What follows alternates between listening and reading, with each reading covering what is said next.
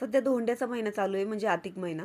जोडव्यांची खरेदी तर माझी झाली आहे बरं का, पण दोन्ही आयांसाठी काहीतरी गिफ्ट घ्यावं असं आम्ही नवरा-बायकोने ठरवलं होतं. त्यामुळे बाहेर पडलो होतो. घरातलं सगळं उरकून मी बाहेर पडले आणि दुपारचं ऊन बघा किती आहे बाहेर. पण दुपारी निघाल्यामुळं काय झालं माहिती आहे का, रस्त्याला गर्दी लागली नाही. त्यामुळे आम्ही पटकन पोहोचलो देखील आणि आमची खरेदी देखील पटकन झाली. पुण्यात पोहोचलो तर पहिलंच बघा ना, जिथे उतरलो तिथं हे भांड्यांचं दुकान लागलं. बायकांचा वीक पॉईंट असतो नाही का भांड्याचं दुकान. पण मी आज मनावर खूप ताबा ठेवला आणि आतमध्ये शिरले नाही. त्यानंतर दत्त मंदिरात गेलो आम्ही. खूप छान असं दत्ताचं दर्शन झालं बरं का. साड्यांची खरेदी करून आम्ही बोंबील मार्केटला आलो.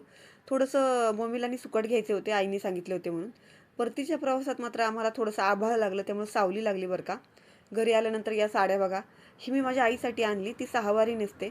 हलकी आण, हलकी आण असं 10 वेळा तिने मला जाताना सांगितलं होतं. जड आणू नको, आता वयोमानाने तिला ते जमतही नाही.